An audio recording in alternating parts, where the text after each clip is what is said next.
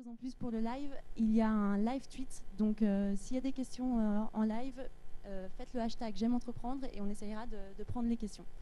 Donc je vais déjà les laisser présenter leur entreprise et qui ils sont. Et après, donc n'hésitez pas. Alors bonjour à tous, alors on va faire une très très courte présentation, l'idée c'est vraiment que ce soit interactif. Donc moi je m'appelle Hugo Aval, j'ai 24 ans, je suis en train de créer avec Margot qui va se présenter juste après, NeoJobs, c'est un cabinet de recrutement d'étudiants pour les PME et les TPE de la région. Et nous notre objectif c'est de changer la vision du job étudiant en France. Ce qu'on aimerait c'est apporter aux entreprises de la flexibilité dans leur embauche et aux étudiants d'avoir accès à des jobs qui sont flexibles et qui s'adaptent à leur emploi du temps et qui sont en rapport avec leurs études, ce qui n'est pas forcément le cas aujourd'hui. Pour résumer un petit peu mon parcours, moi je viens pas du tout du recrutement, je viens de l'ingénierie à la base. J'ai fait une école d'ingénieur et j'ai décidé d'arrêter les calculs mathématiques et physiques pour me diriger vers un monde un petit peu plus humain et tourner vers les autres. Et c'est pour ça que j'ai eu envie d'entreprendre et envie de venir à GEM et pour créer mon entreprise. Alors, du coup, Margot Rab. Donc, en fait, moi, c'est un petit peu particulier. Je viens de Nouvelle-Calédonie. Je suis partie faire mes études à HEC Montréal et j'ai décidé j'avais envie d'entreprendre, en fait. J'avais envie de comprendre ce que c'était que l'entrepreneuriat. Sauf que quand on a 23 ans, enfin, j'avais 22 ans à l'époque, je me suis dit, bon, entreprendre à 22 ans, c'est peut-être pas encore le bon moment. Et je me sentais pas encore prête. Donc, je me suis dit, je vais faire un master en entrepreneuriat. Et ce qui est un petit peu particulier par rapport à Hugo et Adrien, c'est que je suis encore étudiante, parce que j'avais envie de continuer les études quand même. Et je suis actuellement donc, à GEM en train de réaliser un master en ressources humaines. Voilà, donc si vous me croisez dans les couloirs, c'est normal. Merci Margot. Donc bonjour à tous et à toutes, ou à toutes et à tous plutôt. Donc je m'appelle Adrien Chatillon, 25 ans, profil assez classique, école de commerce. J'ai cofondé SmartPilot, qui est une plateforme de travail collaborative et analytique pour l'éducation supérieure, donc qui permet aux étudiants et professeurs de travailler leurs travaux de groupe et à l'école d'analyser toutes les données par la suite. Et donc j'ai créé SmartPilot lors de ma dernière année de master, pendant que j'étais étudiant, car je ne me sentais pas prêt pour aller travailler pour une autre entreprise. Et la suite, j'ai créé donc SmartPilot, qui est d'une idée est née une entreprise. Merci pour cette brève présentation. Donc j'espère que vous avez déjà tous compris ce que faisaient ces trois personnes. Est-ce que vous avez d'ores et déjà des questions sur leur activité et comment ils font pour justement associer par exemple leur vie professionnelle et leur vie étudiante? Comment ils l'ont fait? Ça peut être la première question par exemple. Du coup je vais me lancer.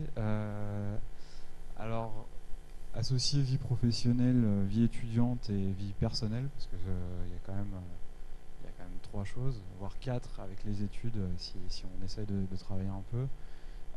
C'est pas toujours évident, c'est un équilibre, hein, donc vous verrez quand vous serez en entreprise, l'équilibre vie professionnelle, vie personnelle doit être trouvé. C'est important pour avancer. Là, nous, on s'est rajouté un challenge supplémentaire, mais si on se l'est rajouté, c'est parce qu'on en avait envie. Donc après, une fois qu'on a envie et qu'on a fait ce choix de créer quelque chose et de développer un projet personnel et professionnel, finalement, la rencontre de la volonté personnelle, c'est ce qui a fait qu'on crée cette vie professionnelle en fin de compte. Juste pour rajouter, comme je suis encore étudiante, je peux vous dire que j'ai parfois beaucoup de mal à avoir cet équilibre entre la vie professionnelle et ma vie étudiante, parce que même pendant mes cours, je suis tout le temps en train de regarder mes mails, regarder ce qui se passe, discuter avec mon associé pour savoir comment réagir par rapport, on a un client, qu'est-ce qu'on doit faire, est-ce que je peux, une nouvelle campagne de publicité, est-ce que je peux commencer à la préparer. Donc voilà, c'est parfois très difficile à se déconnecter par rapport aux autres. Mais quand on est passionné par ce qu'on fait, il n'y a pas de raison qu'on n'arrive pas à s'en sortir. Donc vous vous êtes jamais dit que c'était trop tôt, que vous aviez peut-être entrepris trop tôt. Pourquoi vous avez décidé d'entreprendre pendant vos études et pas voulu attendre finalement la fin de ces études? C'est tout simplement parce que à la fin de mes études, il y avait la banque qui réclamait le prêt étudiant. Du coup, j'avais vraiment un an pour faire ma preuve de concept et savoir si ça allait réussir ou pas. Juste, je vais compléter, j'ai plutôt une autre vision que toi, Adrien. C'est vrai qu'on est jeune, on n'a pas grand-chose à perdre finalement. Je sais pas, je vois que certains étudiants dans la salle, je ne sais pas combien vous avez sur votre compte en banque, qu'est-ce que vous possédez. Personnellement, je ne possède pas grand-chose, donc j'ai pas grand-chose à perdre et à mettre en jeu, à part un potentiel succès et surtout une grosse dose de plaisir. Donc c'est entreprendre quand on est jeune, c'est un risque, on prend toujours un risque. Mais finalement, c'est un risque qui est toujours calculé. Entreprendre, c'est aussi savoir calculer son risque et prendre une décision et assumer ses choix. Maintenant qu'on est lancé, faut assumer et puis faut avancer.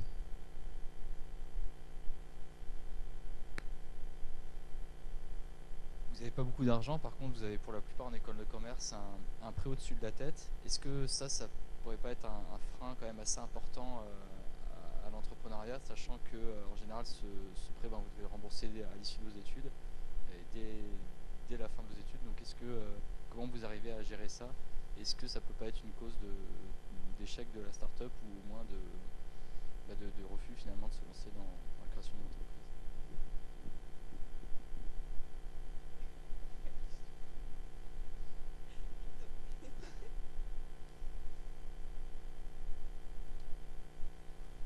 Merci Bastien.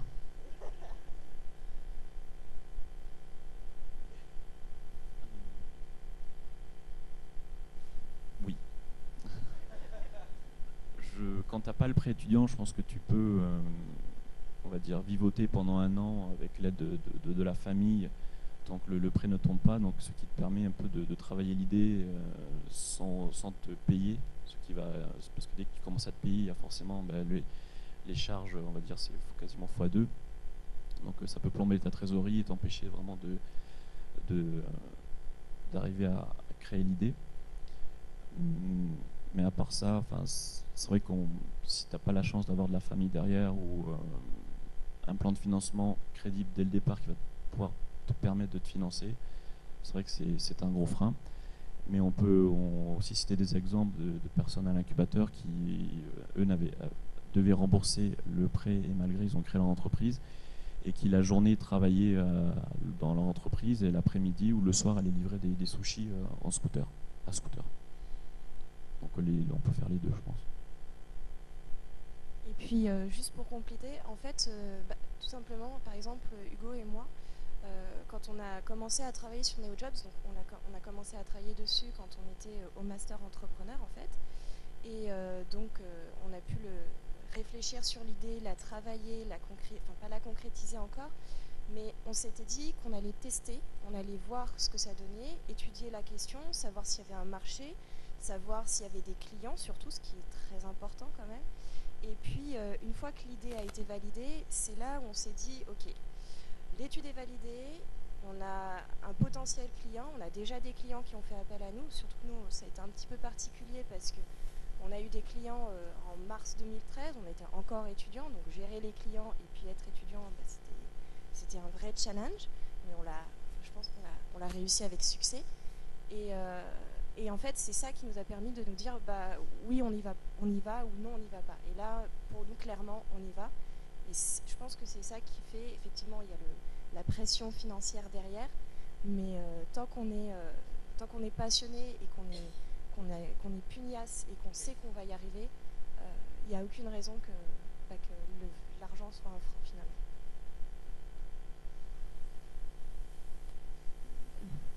Et justement, parlant d'argent, comment vous avez fait pour financer votre projet alors que, par exemple, Adrien a déjà un prêt étudiant, que vous avez fait appel aux banques ou vous avez fait appel aux nouveaux modes de financement peut-être? On a deux projets très différents et du coup on a deux modes de financement très différents. Donc, Déjà, on a fait appel à nos économies personnelles. Donc, c'est vrai qu'on n'a pas travaillé énormément avant. On a fait quelques stages. Moi, ça m'a permis de mettre un peu de sous de côté. Donc, comme je vous disais, j'ai pas beaucoup d'argent sur mon compte en banque, mais ce que je sais, c'est que lors de la création de la société, tout ce que j'ai, quasiment, va être injecté dans le capital de l'entreprise. Ça, c'est une première chose. Ensuite, on a différents modes de financement. Aujourd'hui, il y a beaucoup d'institutions qui réalisent ce qu'on appelle des prêts d'honneur. Donc, c'est un prêt qui est réalisé souvent à taux zéro et directement au porteur de projet, ce qui permet de pas trop endetter tout de suite la société. Et ensuite, on peut faire appel aux banques. Donc, on pourrait se dire que finalement, c'est s'endetter tout de suite et encore rajouter un peu de poids dans le bagage qui est porté par l'entrepreneur et qui alourdit encore un peu sa tâche quotidienne. Mais cet argent, on en a besoin pour financer le début de l'activité. Et l'objectif, c'est qu'au bout d'un temps, on arrive à s'autofinancer et qu'on gagne assez de clients, assez de contrats pour qu'on n'ait plus besoin de l'apport des banques. Je veux juste rajouter un petit truc aussi. Il y a les parents qui peuvent, la famille qui aide souvent. Et moi, je sais que par exemple, là, je vais leur emprunter un peu d'argent. Ce sera plus facile que d'aller à la banque. Et la famille proche peut parfois aider. Et je sais que dans l'incubateur, on avait des amis qui avaient en fait utilisé le crowdfunding. C'est-à-dire qu'ils ont fait appel à leurs proches en demandant de mettre 20, 10, 5 euros. Et petit à petit, ils ont constitué une petite cagnotte, mais c'était déjà pas mal. Mais nous, j'ai fait une première levée de fonds auprès de mon père, qui m'a dit, je comprends rien ce que tu me dis, mais bon, vu qu'il est lui aussi est entrepreneur, il m'a dit, bon, j'ai confiance en toi, ton idée pas trop. Donc c'était notre premier financeur. Puis la banque, donc on a eu le prêt de la banque grâce à la BPI, donc au ZEO, qui a cautionné notre prêt à l'auteur de 70%. Donc sinon la banque elle prêtait pas du tout d'argent aux startups, mais bon, c'est un autre débat. Et donc c'est grâce à la BPI qui a dit nous on aime bien votre projet, ils nous ont donné un prêt sur honneur de 7 000 euros, donc le PCE, prêt création d'entreprise, plus la caution de 70% sur un prêt bancaire, ce qui nous a permis de commencer avec un petit pécule et sans avoir de caution sur nos têtes. Donc ça, ce qui était bien, au moins on a pu dormir un peu plus tranquillement le soir. Et est-ce que vous avez senti un manque de crédibilité vis-à-vis des banquiers ou de vos clients, par exemple, par le fait d'être assez jeune ? Je pense que la crédibilité, ça se gagne. On est jeune, certes, mais les clients ou les banquiers qu'on a en face, ils ont aussi été jeunes. Parfois, ils le sont encore, d'ailleurs. Et c'est pas parce qu'on est jeune qu'on n'a pas des choses à leur apporter. Ce qui est important, c'est toujours de garder en tête que vous apportez une solution à un besoin qu'ils ont. Alors, pas forcément aux banquiers, parce que vous êtes plutôt en train de leur demander quelque chose, mais vous lui apportez aussi des fonds à l'intérieur de sa banque, vous lui proposez d'ouvrir des comptes dans sa banque, etc. Donc, en répondant à un problème qu'ils ont, vous avez toujours cette crédibilité qui est de dire, finalement, moi je suis capable, alors c'est clair que vous vendez, c'est du commerce, moi je suis capable de répondre à votre problème aujourd'hui. Et après, par contre, il faut assumer, et puis après, il faut y répondre, parce que après, c'est une question aussi d'amour propre. Et si vous créez une entreprise, si vous entreprenez, c'est pas pour promettre, vendre du vent et promettre quelque chose et pas arriver à le concrétiser derrière. On a l'habitude de parler, nous, pas forcément d'offres, de services ou de produits, mais plutôt de propositions de valeur. On propose quelque chose qui a de la valeur pour un client, pour un fournisseur. Et c'est ça qu'on essaye de mettre en avant, et c'est comme ça qu'on a de la crédibilité aussi par rapport à des personnes qui ont un peu plus de vécu, plus d'expérience. Et c'est pas pour ça que nous, on n'a aucun intérêt à leurs yeux.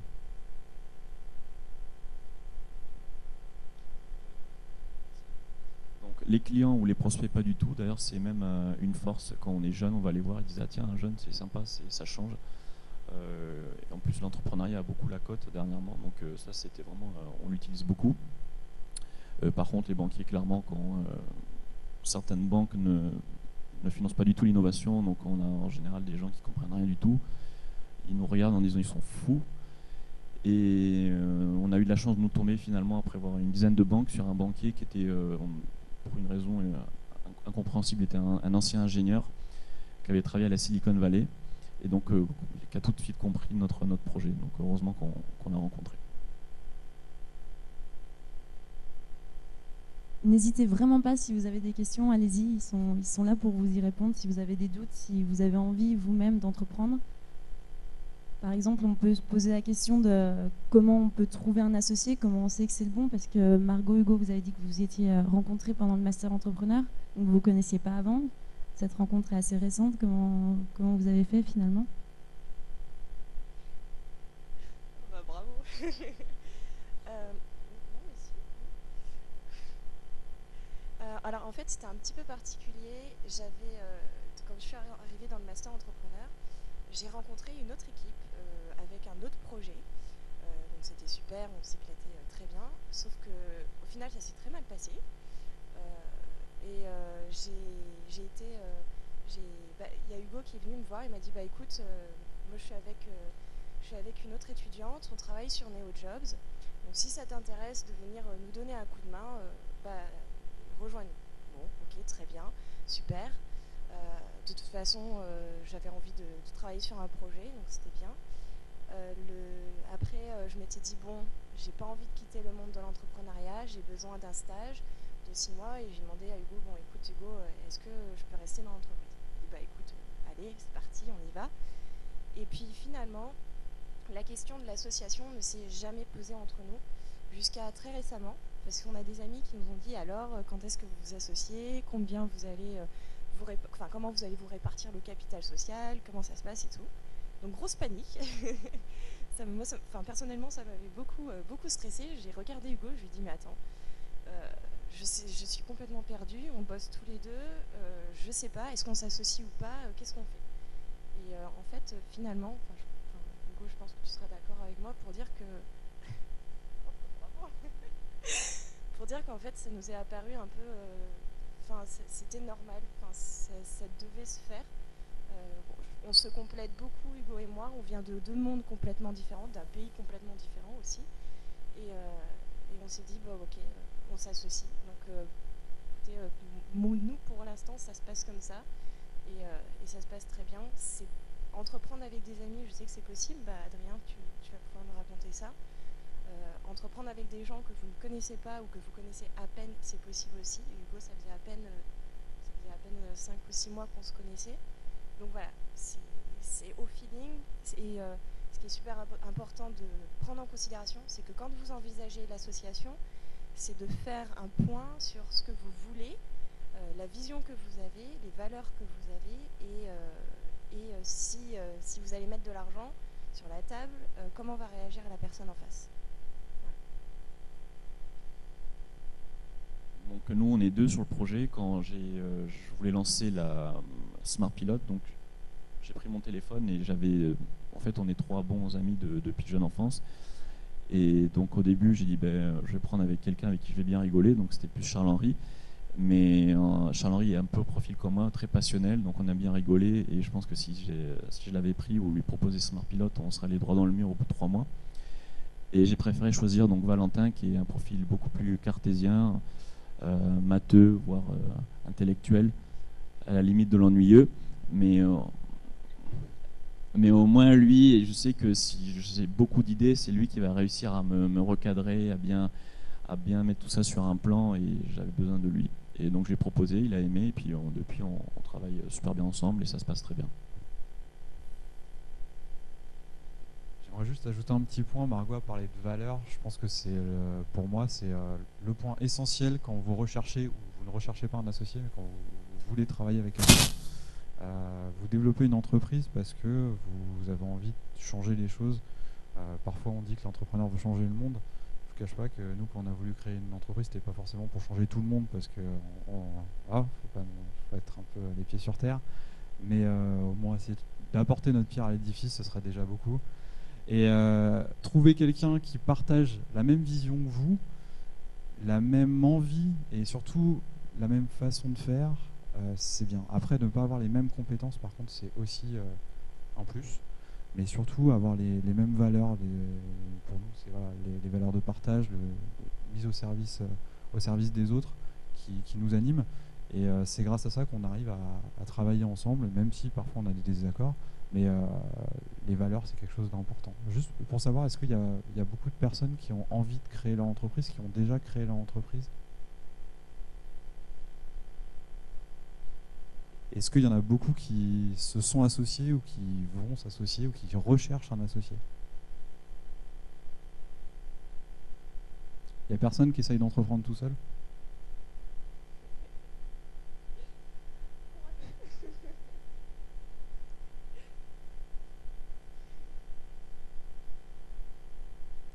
J'ai une question au niveau technique, donc vous n'avez pas de connaissances techniques particulières. Pour autant, dans vos métiers, vous avez besoin d'avoir un site web dans votre cas ou un produit dans votre cas. Comment vous avez fait pour gérer cette partie technique?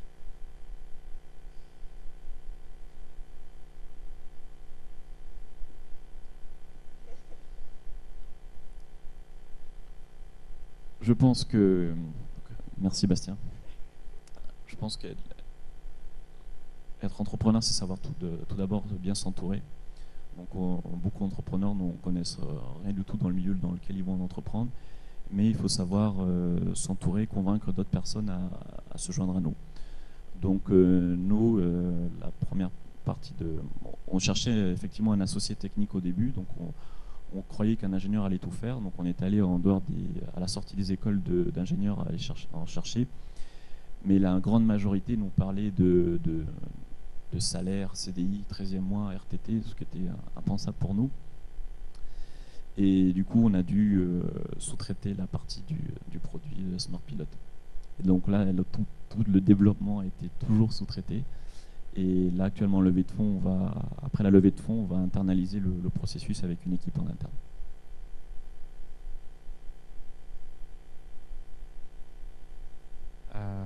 Alors pour nous, oui, donc on a deux procédés. Donc merci Bastien.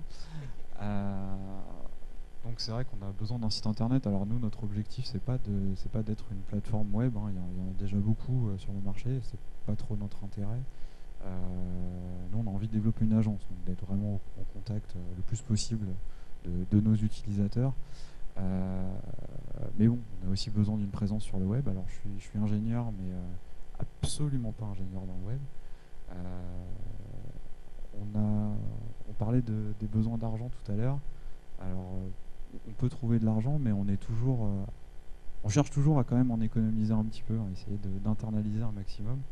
Donc, le site internet, c'est moi qui l'ai développé avec mes petits moyens et mes petits doigts et mon temps et à m'arracher quelques cheveux.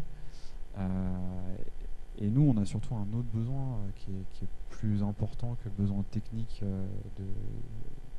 du web, qui est plutôt l'expertise RH. Donc c'est aussi pour ça que Margot, cette année, se plonge vraiment dans les ressources humaines, la relation à l'autre, le recrutement. Et c'est vrai que ça nous apporte beaucoup. On parlait de crédibilité tout à l'heure. C'est rigolo, mais on nous a jamais demandé qui faisait les ressources humaines chez nous. Jamais. Alors qu'on aurait été capable de répondre, hein, mais jamais on nous l'a demandé. Alors que c'est quand même, on nous demandait de faire des conseils en recrutement. Il y avait une question là-bas, oui.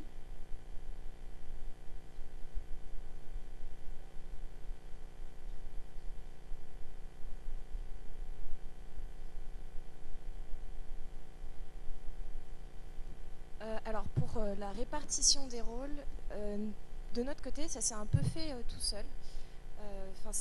Et je dois avouer aussi qu'on s'est réparti quelques tâches, mais par exemple, on n'a pas vraiment défini qui a quel rôle, qui fait quoi. C'est un petit peu ce qu'on essaye de faire avec Hugo, c'est de garder cet esprit start-up et de garder cette transversalité. Donc on essaye de toucher à tout, on essaye d'avoir, donc par exemple, les relations avec les écoles, Hugo et moi on le fait. Les relations avec les entreprises, ça on tient à le faire, à rester proche de nos clients. Parce que de savoir ce que veut le client, c'est important, et que s'il n'y en a qu'un sur les deux qui le sait, c'est le tandem, enfin le radeau, on va dire, prend un peu l'eau. Mais il y a autre chose aussi, c'est que c'est un peu par affinité. Je m'explique, enfin, Hugo adore tout ce qui est un peu... il a été ingénieur, hein, donc c'est pour ça aussi qu'il adore les chiffres. Personne n'est parfait.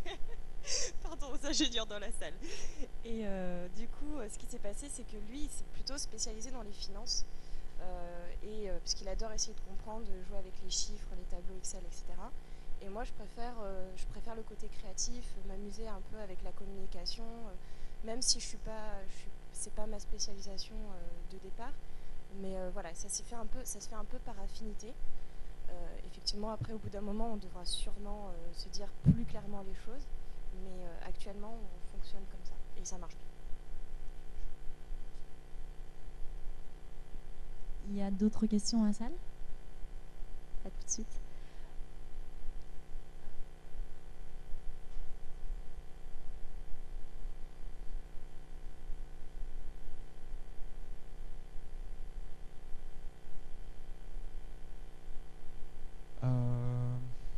Merci Cécilia, du coup. Je pense que moi j'avais envie de travailler avec quelqu'un.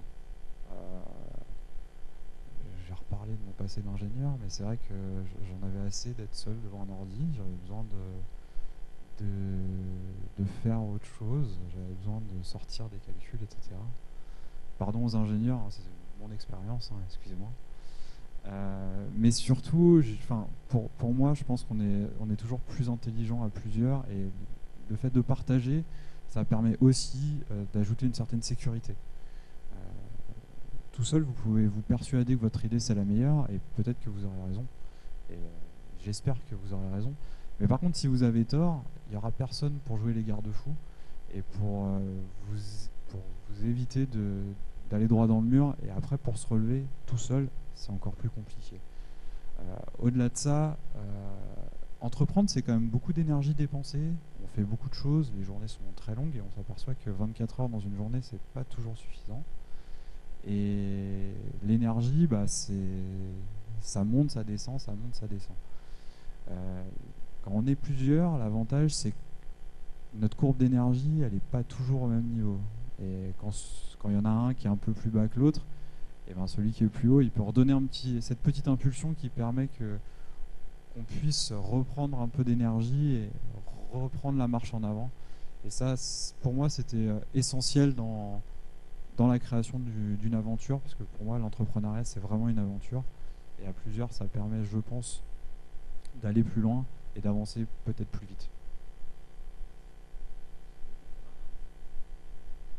Adrien, tu es d'accord? Il y avait une autre question là-bas, non? Ma question, c'est à quel point vous pensez qu'avoir un background en management ou des notions d'entrepreneuriat, c'est essentiel pour pouvoir monter une entreprise, surtout quand on vient d'un domaine qui est tout à fait différent des sciences, par exemple, de la biologie.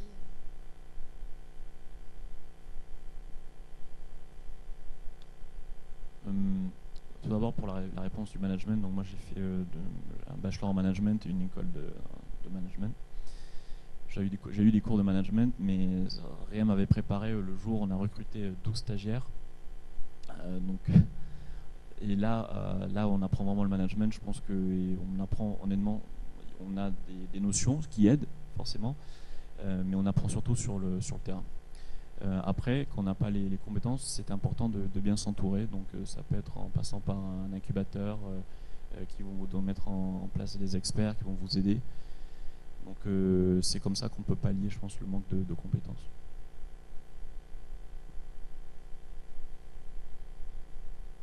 C'est vrai que s'entourer, c'est important. Alors, je vais pas trop dire de mauvaises choses sur les formations entrepreneuriales, parce que j'ai ma responsable pédagogique qui est juste là-bas, donc du coup, je parle un peu sous contrôle.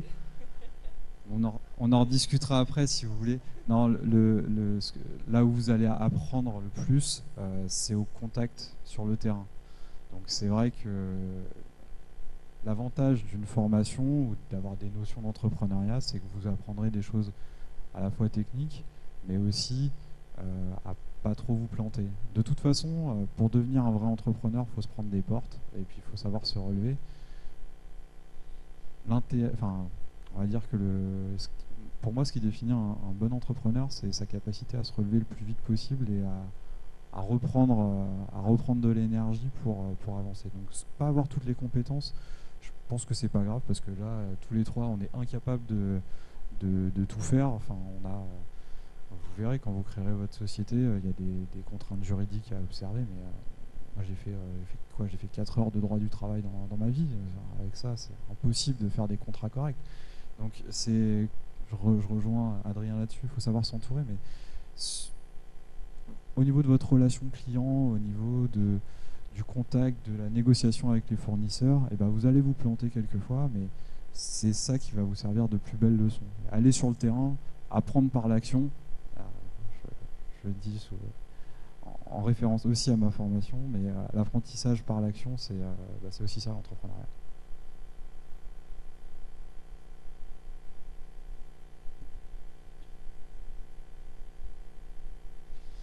On a du coup une petite question sur Twitter d'LNG qui nous dit: le go ou no go se décide en fonction du marché potentiel. Comment avez-vous mené votre étude de marché?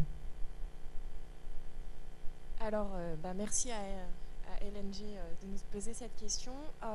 Tout simplement, donc, comme tout le monde, on a fait des recherches sur Internet, essayer de comprendre un petit peu qu'est-ce qui se passait, ce qui se faisait sur notre marché. Et puis, ce qu'il faut savoir, c'est qu'une étude de marché, ça dit beaucoup de choses et il faut savoir faire le tri dans ces études de marché-là. La seule chose qui peut vraiment vous aider à déterminer si oui ou non vous devez y aller, c'est vos clients. Et nous, c'est ce qu'on a fait pendant plusieurs semaines. On est allé, déjà, on avait fait passer un sondage auprès des étudiants, donc je pense qu'il y en a certains d'entre vous qui avaient vu un sondage pour NeoJobs. Donc déjà, on a sondé nos étudiants pour savoir est-ce qu'un service comme le nôtre pouvait intéresser. Bon, forcément, vous vous en doutez, il y a 90% qui nous ont dit que oui. Donc bon, c'était pas une grande surprise, on va dire. Mais le plus important, en fait, c'était de valider auprès de nos clients. Donc ce qu'on a fait, c'est qu'on est allé voir différentes PME, on est allé voir des TPE, on a discuté avec des professionnels et on leur a demandé tout simplement: est-ce qu'un service comme le nôtre peut vous intéresser? Si oui, pourquoi? Sinon, pourquoi? Et petit à petit, on a commencé à travailler notre offre dessus. D'ailleurs, à savoir qu'on est tout le temps en train d'améliorer nos offres, on est tout le temps en train de s'adapter à nos clients. Là, actuellement, on a une offre qui est en construction et on est en train de la développer avec nos clients. Donc voilà, c'est ça, c'est être capable de comprendre le besoin des personnes qui est en face et valider. Et puis après, de se dire, bon, effectivement, on a des personnes qui nous disent que le service peut t'intéresser. Et ben, si c'est ça, on y va. Nous, c'était un peu plus facile vu que notre marché, c'est le marché de l'éducation. Déjà, on a pu parler à l'école et aux étudiants. Et on a également fait un sondage où on a eu 1400 réponses. En fait, pour la petite anecdote, on disait que si vous répondez à ce sondage, on vous offrait un Airphone 5. C'est comme l'Air Guitar, mais pour un téléphone. Et du coup, il y a énormément de gens qui ont répondu en pensant qu'ils allaient recevoir un Airphone 5.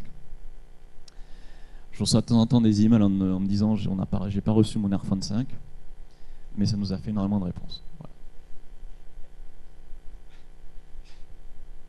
J'y penserai la prochaine fois, c'est pas mal. J'aimerais juste ajouter un petit point. On a parlé des clients, on a parlé des utilisateurs. J'aimerais juste parler un petit peu des concurrents parce que vous arrivez sur un marché, il y en a peut-être certains qui sont déjà en place et qui sont déjà beaucoup plus gros que vous et qui font déjà beaucoup plus de chiffres que vous parce que vous faites 0 de chiffres puisque vous n'êtes pas encore là. Et la question, c'est comment vous allez faire votre place à côté d'eux. Donc dans le go-no-go, cette question elle est importante. Mais par contre, si vous trouvez la petite chose ou le petit élément qui fait que vous êtes différent et que vous serez meilleur ou pas, mais que vous avez au moins cette différenciation et que vous répondez à un problème concret grâce à votre différenciation, alors là, en plus des chiffres de votre marché et des réponses de vos clients, là, vous pouvez y aller. Y a-t-il d'autres questions maintenant ou non?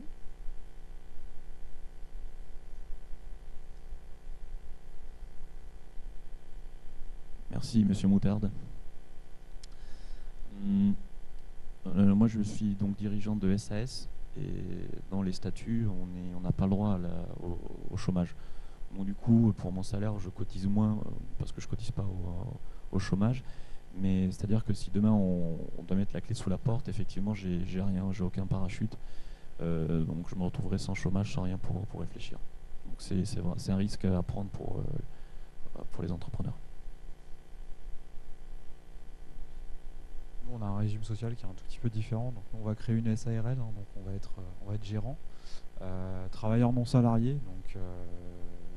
Donc là, le risque est, on va dire, encore un peu plus important, c'est que quand vous recrutez du personnel, que vous avez des gens qui travaillent dans votre société et qui sont salariés, bah, vous les payez eux d'abord et puis bah, vous payez avec ce qui reste à la fin du mois. C'est un risque. Vous parliez de réflexion, de périodes qui vous ont permis de réfléchir à la mise en place de nouveaux systèmes. Nous, on est obligé d'avoir cette réflexion, on va dire, de façon quasi quotidienne. C'est qu'on a décidé de mettre ça en place au sein de notre organisation, qui est de toujours réfléchir à comment faire pour créer un produit, un service, ou que notre collaboration fonctionne le mieux possible. Et pour éviter justement ces grandes périodes de remise en question, on essaye quotidiennement de faire le point et de faire des bilans, on va dire, plus régulièrement pour éviter des grandes périodes de latence. Je ne sais pas si on a répondu à...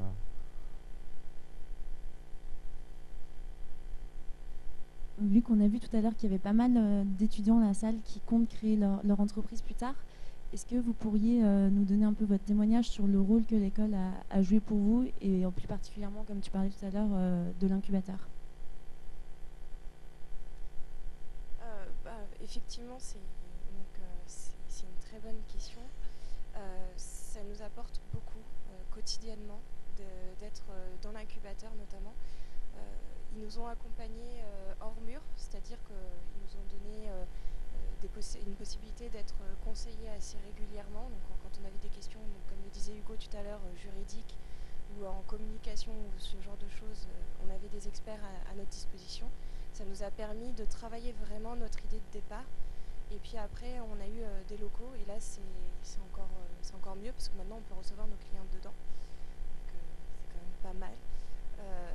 Je sais pas quoi dire d'autre.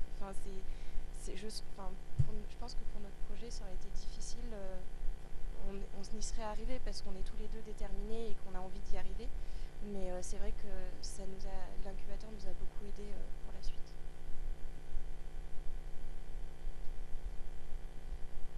Donc, je vais faire une référence. Hier, il y avait la conférence de hier soir. Il y avait le président de Delta Drone qui disait qu'il y avait une vision comme quoi les écoles de commerce poussaient leurs étudiants à aller en cabinet de conseil, à être salariés. Et c'est totalement, enfin pour moi ça n'a pas été le cas. Quand j'ai commencé à aller voir les profs pour leur donner mon idée, ils étaient tous ravis de dire enfin on me contacte pour autre chose que pour relever une note ou pour un partiel. Ils m'ont tous beaucoup encouragé. Des profs aussi, la direction aussi, Jean-François Fiorina aussi nous a reçus les bras ouverts, il nous a énormément encouragés à nous lancer. Même Thierry Grange, un grand entrepreneur, donc on essaye de se voir quasiment tous les 3 mois et qui est ravi de nous rencontrer et de nous suivre lors de notre histoire. Il y a même des profs actuellement qui siègent dans notre conseil d'administration, tellement ils nous ont aidés.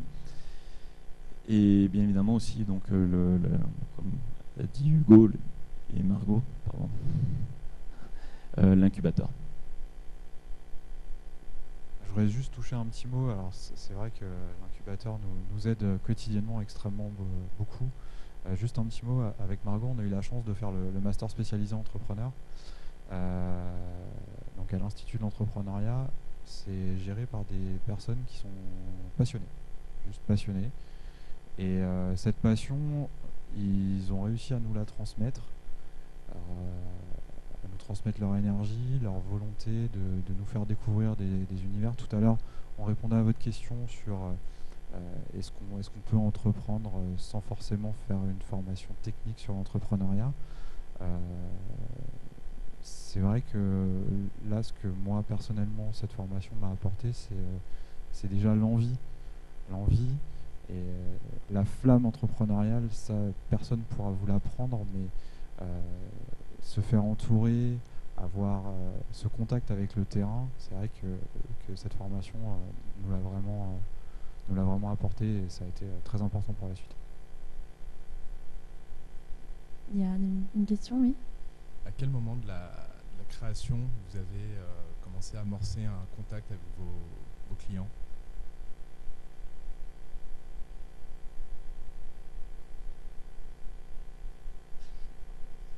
Dès le début.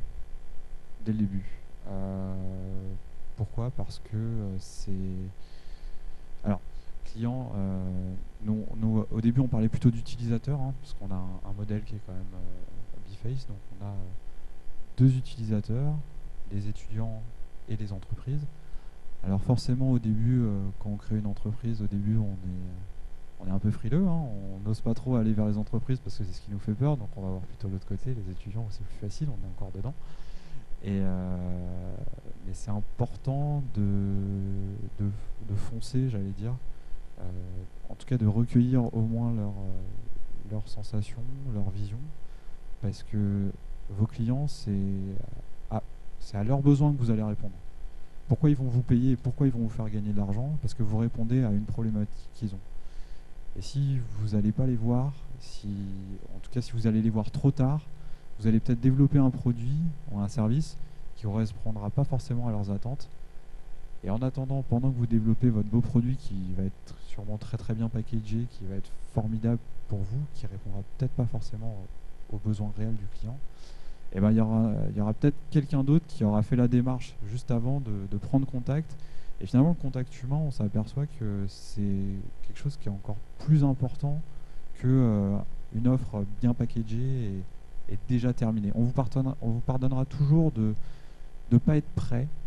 En tout cas, si vous revendiquez que vous êtes une entreprise en création, et si vous démontrez que vous avez l'envie de répondre à un problème à une entreprise ou d'un particulier, à partir de ce moment-là, ils vont vous écouter.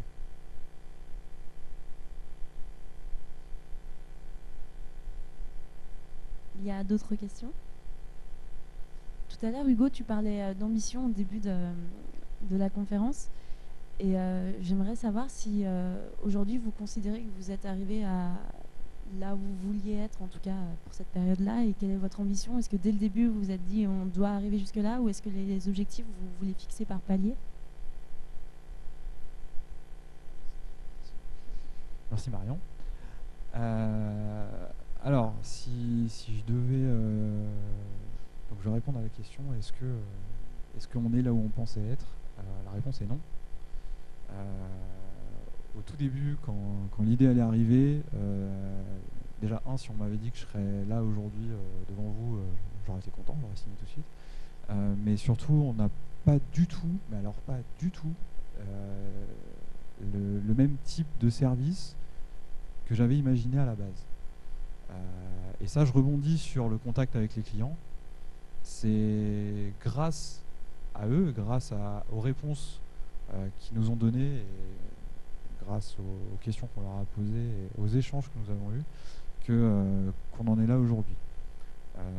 Je pense que l'important en termes de vision, c'est toujours rester flexible, parce que vous allez voir, hein, quand vous irez voir vos banquiers, quand vous irez rechercher des financements, on va vous demander un plan de financement, donc on va vous demander 3, peut-être 5 ans.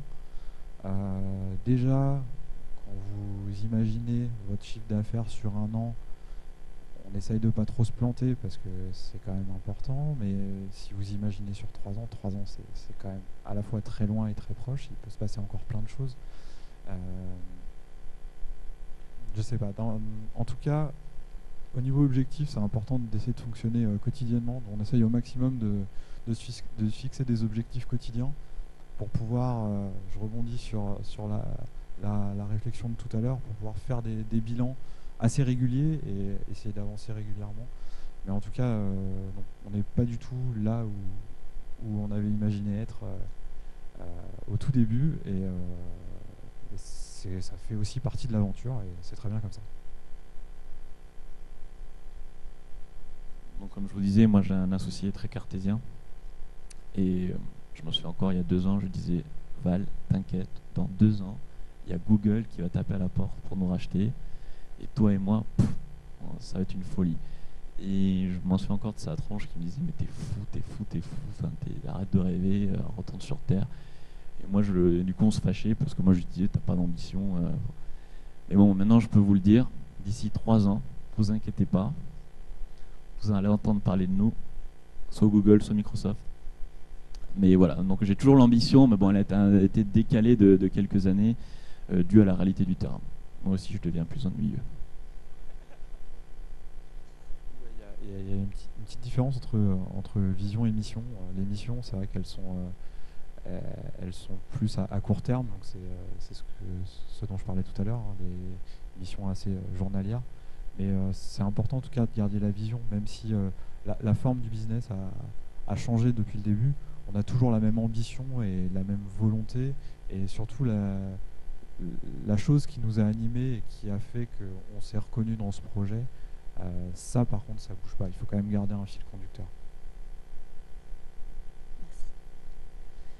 Merci.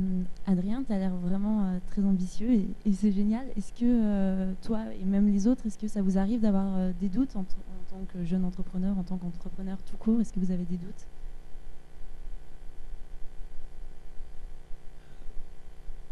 Oui, tout à fait, bien sûr. L'entrepreneuriat, c'est un peu comme une montagne russe. Donc aujourd'hui, j'ai eu une bonne journée aujourd'hui, donc j'ai eu des bonnes nouvelles. Donc je te dis que t'inquiète, dans 3 ans, ça va être fait. Mais pose-moi la question demain, je vais te dire, ça va être chaud, je me suis trompé de voie, ça va être horrible. Donc moi, j'ai la chance d'avoir une magnifique copine qui m'accompagne et je crois que c'est la seule femme qui m'a vu pleurer après ma mère. Et donc je rentre le soir et je craque et voilà, j'avoue, moi aussi je pleure. Bon, c'est des larmes d'acier forcément, mais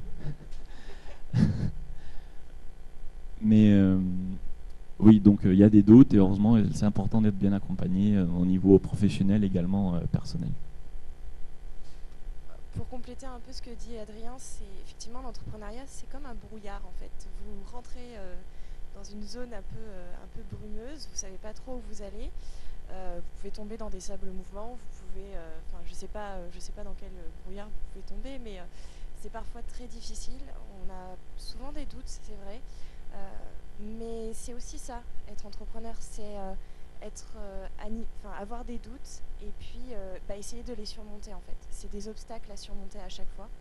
Et ce que je rebondis sur ce que disait Hugo tout à l'heure, effectivement, c'est ça aussi d'avoir un associé, c'est pratique.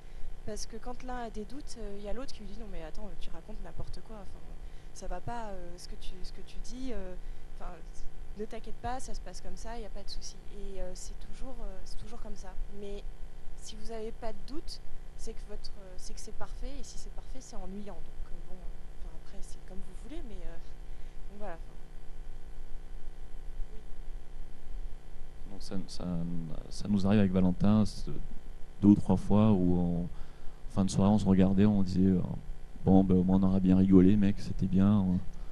Tu vas faire quoi d'ici 2 mois? Chercher un taf. Et toi? Ouais, pareil. Bon vas-y, on va à un resto, comme ça au moins on partira le ventre plein.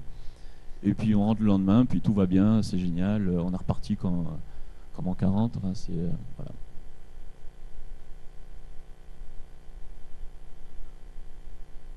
Donc pour résumer, parce qu'on va bientôt devoir terminer, est-ce que vous pouvez nous dire les principaux avantages et les principaux inconvénients finalement d'être un jeune entrepreneur?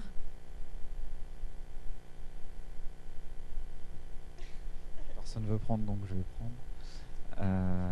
Les principaux avantages, les principaux inconvénients. Avantages, je vais commencer par ça. Non, je vais commencer par les inconvénients. Donc si vous vous plantez, vous n'aurez pas de chômage. Vous n'aurez pas moi j'ai des amis qui sont dans des grands groupes, hein, qui gagnent leur vie, qui gagnent très bien leur vie. Aujourd'hui, ma fiche de paye, elle s'élève à 0 € pour l'instant. Donc j'ai de l'ambition, hein, donc ça va augmenter, mais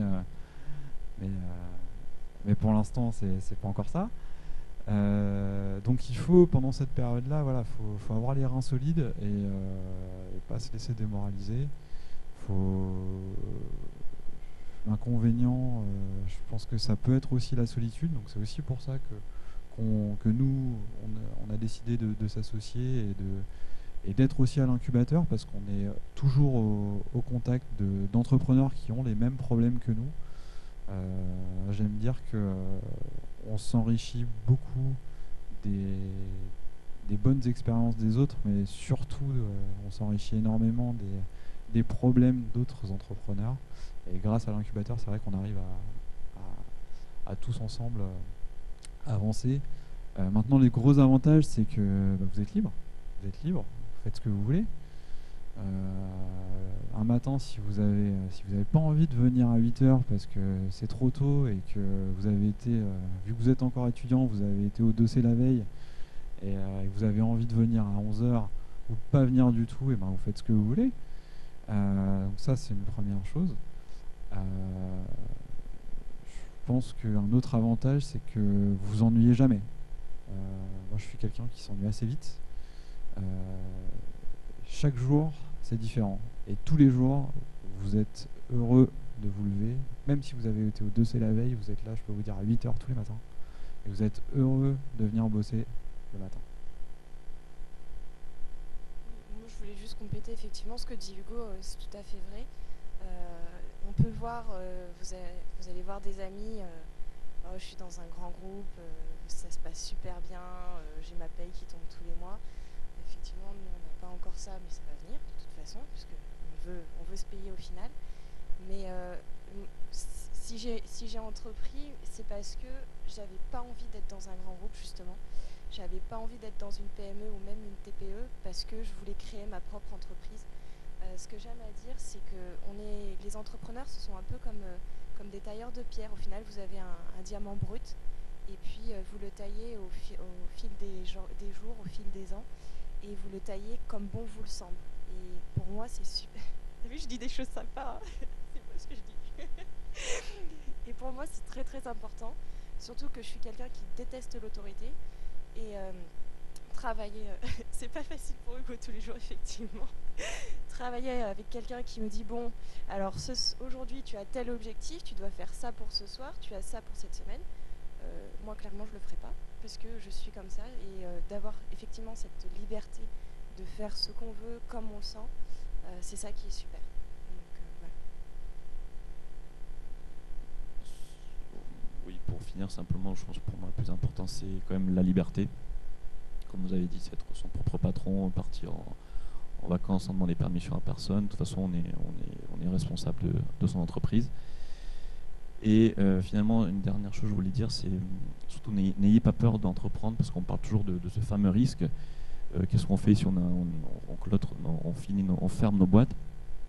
Mais pour vous dire, c'est peut-être paraître prétentieux ce que je vais dire, mais après 2 ans d'entreprendre, d'aller voir des clients, des gens, faire beaucoup de rencontres, vous sortez avec un carnet d'adresses assez intéressant. Et je pense que si demain je devais fermer une boîte et trouver un emploi, ça se ferait relativement facilement. Je n'aurais pas besoin de passer par le circuit classique de déposer un CV, une lettre de motivation.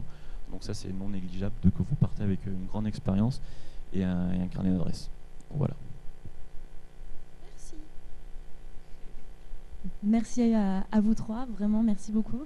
Merci aussi à vous.